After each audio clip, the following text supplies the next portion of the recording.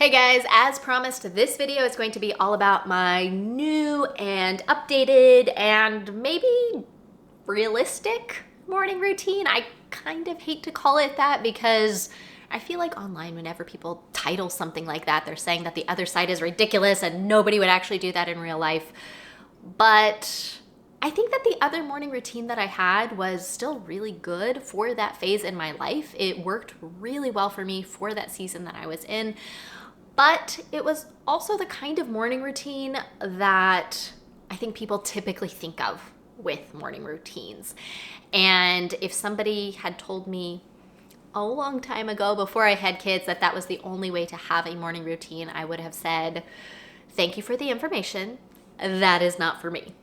But this morning routine now, I would say, is maybe one that would appeal more to people who are not naturally morning people if they don't want to try to get up early. The other routine is still really good if people do want to get up earlier than their kids and kind of have more of that traditional, what people think of with a morning routine. But that isn't what this video will be about. This is my current kind of boring morning routine, I guess. This isn't anything fancy or anything that I think a lot of people will say, that is revolutionary. This is just what is working for me right now in my current situation. I did want to make this video though, even though I don't think it's going to be anything earth-shattering, because I do want to be transparent with you guys and let you know when things do change and that it's okay for things to change from time to time. And I don't want to be saying in one video that you guys see about a morning routine, oh my goodness, she gets up so early and she does all of these things in her morning routine. That's amazing. When I did do that at the time, but now I am doing something different. So I want to make sure that you guys are also seeing what is actually happening and you don't have a different idea about me than what is actually accurate. Because I know it can be really easy to look at people online who are saying, look at how perfect my life is, and think, ugh, my life isn't that perfect. I don't know that I can do the things. But my life isn't perfect. My life changes from time to time, and that's okay. It's really good when you can find something that works for you, and I wanted to share this to give you kind of another option of a morning routine. If you're new around here, I'm Cassie, and I make videos all about how to streamline your home so you can add at least 7 extra hours back to your week. Now, if that sounds amazing to you, then hit that subscribe button down below and ring the bell next to it so you will be notified when the next video comes out. Now, before we get started in this video, some of you who have been around this channel for a while may be thinking, wait a second, Cassie, you told us that if we completely streamlined our home, we wouldn't have to do this process again. And that is true. If you completely streamline your home from start to finish, you will never have to do that whole big project again. However, as times change, as seasons change, you may have to tweak some things here and there. So for those of you who are new, a completely streamlined home is when you have completely decluttered, when you have set routines that have your home running on autopilot, when you have created a set it and forget it meal plan, and when you have a budget that allows you to get your finances in order. So once you go through all 4 of those steps and really streamline each one of those pillars, you shouldn't ever have to go back and start at the decluttering again and go through every step of the process again. However, as your life changes, as your seasons change, as your kids grow, as your needs change as a mom, you may need to just adjust and tweak and just dial in a little bit, a routine here and there. That is why my morning routine has changed. That's why my cleaning routine changes from year to year. And that is why you need to update your kids' chores from time to time to make sure they're doing age-appropriate chores and pulling their weight in the house. But I went through a lot of the reasons that you may need to update your morning routine in the last video. So let's go ahead and get started with this video with my current morning routine. And I will also show you how my routine kind of intertwines with my kids' morning checklists. Now, just a tiny bit of context for those of you who don't know anything about me. I have 2 girls ages almost 9 and 6, and then I have a little guy who is just turned 2. I am a stay-at-home mom by day. However, I do have a work outside the home job that I do part-time. It's very part-time. I have to do a minimum of 2 shifts a month, but typically I try to get in at least 1 to 2 a week. And when I do those shifts, I work a 7 p.m. to 11/11:30 p.m. shift, which means I get to bed most nights that I work between 11:30 if it's a really early ending of the shift, and more realistically 12:30.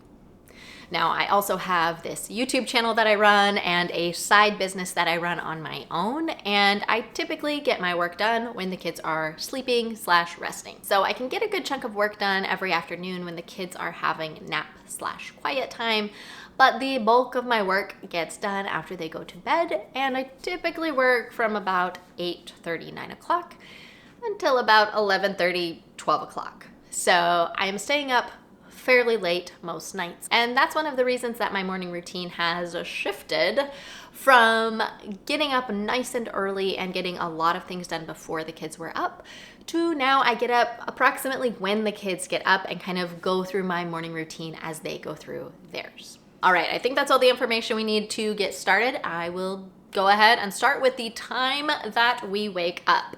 So my girls typically get up between 6:30 and 7.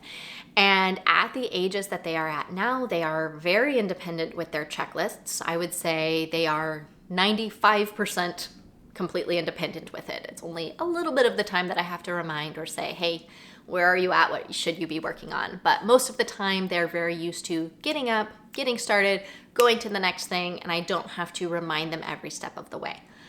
Part of that is because we've been doing their checklists since they were about 3-4 years old. So it's just very routine for them at this point. Now, the reason that is important is because I don't wake up when the girls get up. So they get up between 6:30 and 7, and I usually know when they're getting up because the one clock near the bedrooms is in our room. So they will kind of quietly creep around, look at the clock, make sure it's the time when they are allowed to get up and be moving about the cabin, and then they will creep back and get started on their checklists. At that point, once I know they're up, I will start to kind of mentally wake up.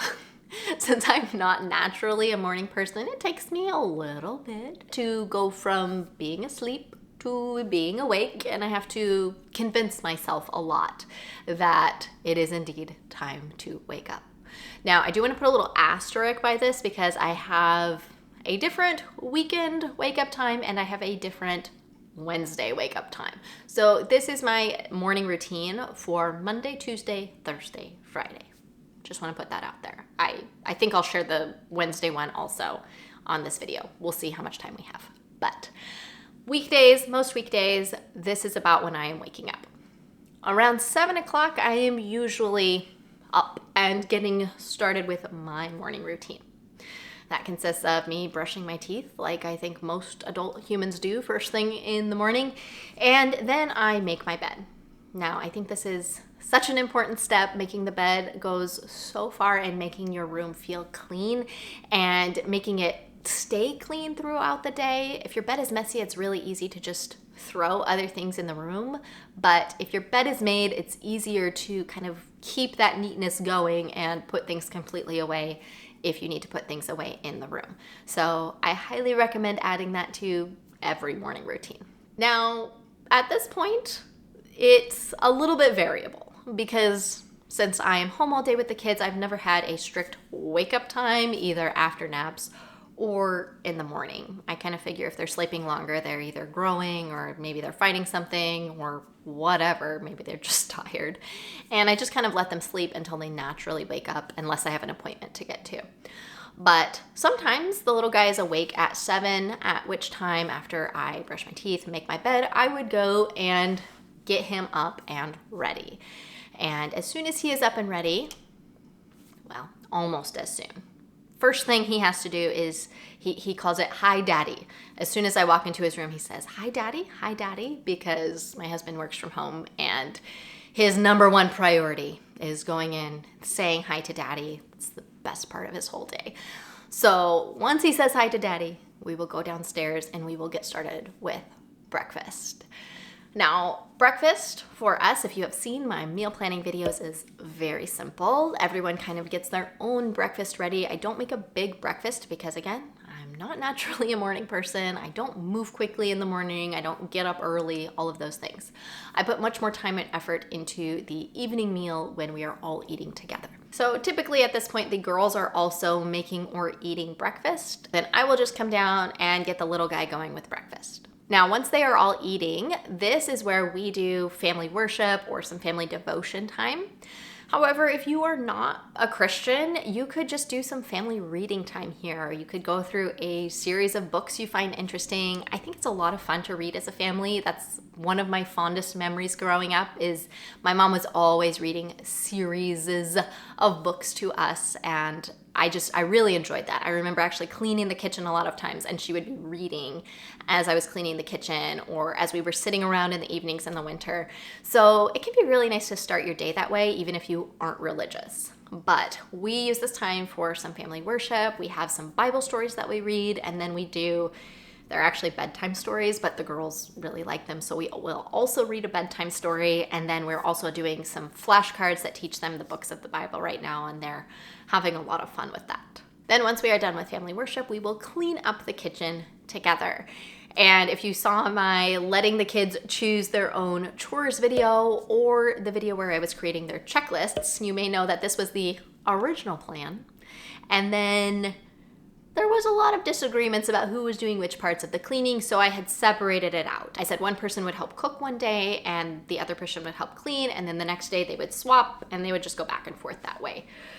But one of my big goals this year is to just get them really proactive in the kitchen. I want them to just naturally, if they see someone preparing a meal, jump up and say, what can I do to help? And if they see somebody cleaning up after a meal, I just want them jumping up and seeing if they can help tackle that even faster. So I changed it back, but I'm doing my best to be available and really be around when they are doing the cleaning. During breakfast and lunch, if they are doing the cooking, there's not typically too many disagreements. It's pretty easy. But when it comes to the cleaning, it's not always rainbows and butterflies and unicorns. So I am just doing a more proactive job myself of making sure I am in the area, helping out, helping say, okay, well, one of you can do the dishes this meal, the other one of you can clean off the counters and sweep the floor, etc. And I try to help out between those two areas and make sure they're both done around the same time. Then after breakfast is morning chore time. So the girls will typically get busy with their chores, and then I will actually get busy with mine as well. Typically they are done with their chores a bit before I am because their chores are easier than mine. And at that point, my middle daughter, who is 6, she plays violin. She often needs some help with her practicing. I will say, if you start your kids young on instruments, it just takes a lot of effort from you, which I actually really enjoy. I love music and I love helping them learn music, but just be prepared for that. If you think, oh, that's so cool, I want to start my kids young, just be prepared for a lot of hand-holding and a lot of help with practicing. Once they're about 8.5, 9, they're a lot more independent, as my older daughter is now. But with the middle one she still needs me to be in the same area so I can hear if she needs to adjust certain things or remind her, how to hold her violin or, just little tweaks like that as she is practicing. So what I will often have her do is bring her violin and her stand and her music to wherever I am doing my chore. So if I'm cleaning my bathroom, for example, I will come downstairs with her. I will help her grab all of her stuff and she'll grab her violin and we will go up to my bathroom together and she will set up, and as I'm cleaning, she will practice. So I'm able to kind of multitask at this point. She's at the point where she can read music and do a lot of it on her own, but I'm just there for, little tweaks and little bits of help.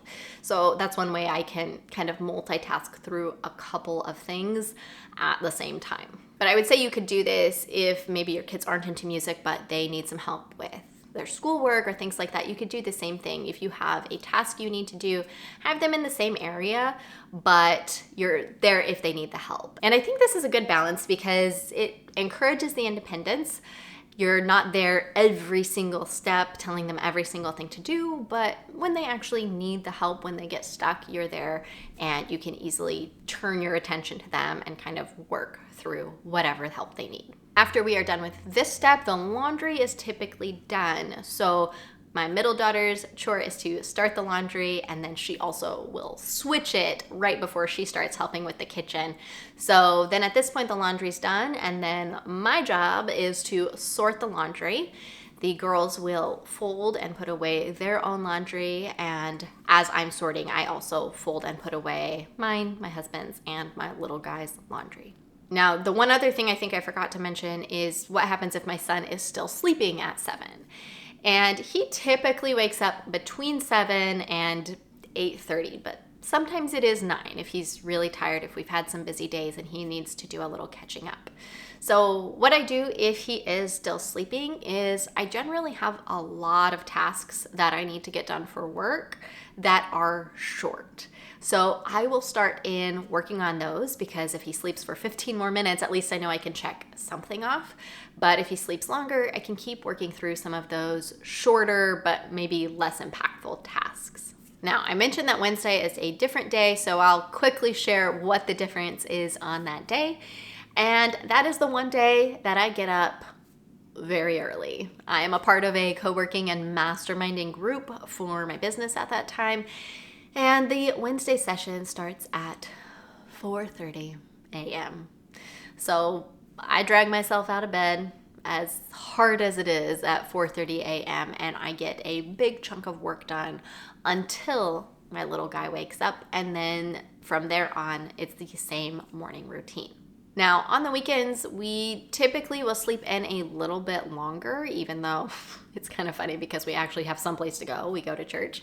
But because my husband is there and is able to help through the morning stuff with the kids, with getting them ready or giving them breakfast while I'm getting ready, I'm usually able to sleep in just a little bit more and get a little bit extra sleep on the weekends. So typically I will sleep until 8 one of the days, and then the other day maybe even 9 or 10, depending, and catch up a little bit that way.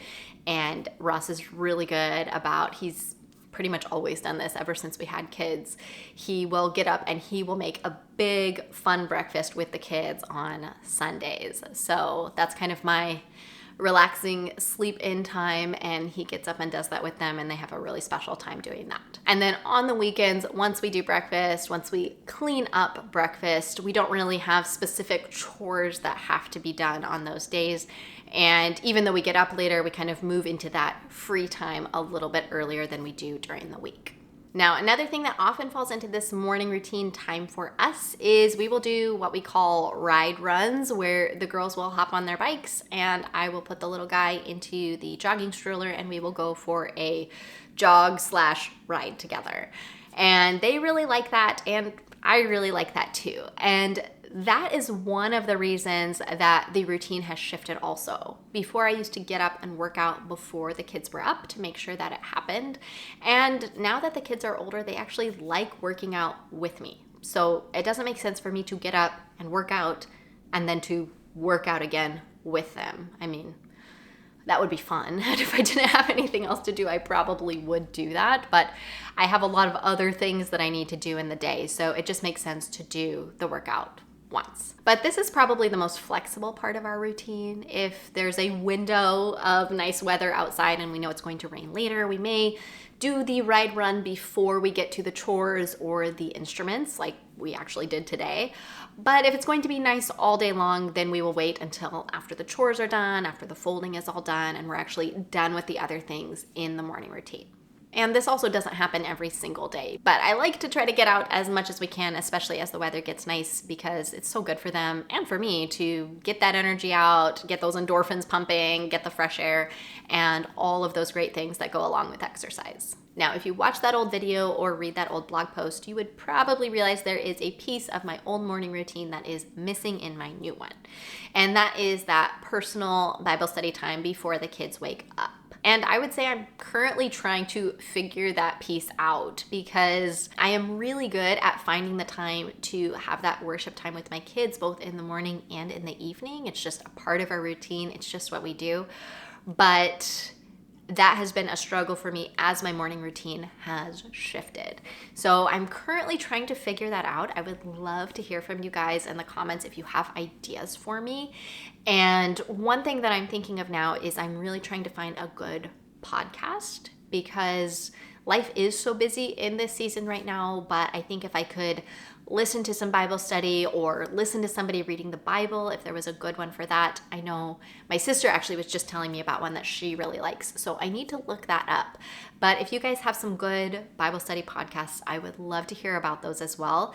And I would love to incorporate something like that into my routines, maybe in my chore time even, because I could pop that into my ears and be cleaning a bathroom or vacuuming as I'm also listening to the Bible being read. So yes, I would love to hear your ideas for how to incorporate that better, and also maybe some audio resources if you have some favorites for that. If you would like to create a morning routine that works for you and your lifestyle, I highly recommend that you go back and check out that original blog post, because it gives you a step-by-step guide for how to choose your wake-up time, how to figure out which things to fit into your morning routine, how to know if you need to add something or take something out of your morning routine, and just really customize the routine to fit your lifestyle. So I realized after I was done filming yesterday that I had completely left off when I get ready for the day, which is, just slightly important in a morning routine. And I think the reason I forgot to include it is because my morning routine is honestly more like a flowchart than a morning routine. It consists of a lot of if-then situations where if one thing is happening, I go this way and I do this thing, but if a different thing is happening, I go this way and I do this thing. So I should actually make a flowchart. That would be kind of cool. Maybe I'll pop it in here if I get inspired and actually make a flowchart of my morning routine. But I will tell you now when I get ready for my day. So if it is a day when we are doing a ride run or doing a workout here at home, then we will usually do that right after breakfast, in which case I would get ready to work out right after breakfast, and we would kind of put everything else on pause. Typically we'll clean up the kitchen, but then that's kind of the last thing we do until we get back from the run. And then once we get back, that is when I will get cleaned up and get ready for the day. Now, I know I mentioned in the video that my middle daughter typically would like some help with her violin practicing. And if I am getting ready after a ride run, typically she will get her chore done and then kind of catch up with me during the time that I am getting ready. And she will serenade me as I continue to get ready and then move into doing my chores that way. However, if we are not doing a ride run or any other type of workout, then I will typically get my morning chore done before I actually get ready for the day.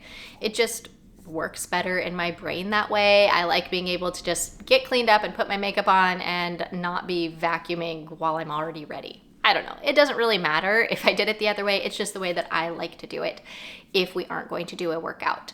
So when I do it that way, typically I will be finishing up my chore. My daughter will come and find me, start practicing her violin, and then I will, from the chore, transition into getting ready, and she will continue to serenade me and play music for me as I get ready. So you all should be jealous that I get to get ready every morning to lovely violin music. But then after I am done getting ready, I would then go and fold the laundry. So that's kind of how all of that fits in, depending on the day and depending on if I am doing a workout or not. So that's all I had for this video. I would love to see your morning routines in the comments down below. And I hope it just helps you see how I go through my morning. And I hope it also helps you see the beauty of the block schedule. Every single morning doesn't have to be the exact same for me, but I have specific things that I do in that morning block. And as long as I get them done when I need to get them done, it doesn't really matter the order. Now, some people do a lot better if their morning routine is a structured order and they do every single thing one after the other and they don't jump around. That's how I have my kids' routines structured because they work better that way. But for me, in this season right now, this is how my morning routine works. As always, I am Cassie and I want to help you streamline your home so you can add at least 7 hours back to your week. I hope you subscribe down below and ring the bell next to it because I would love to see you on the next video.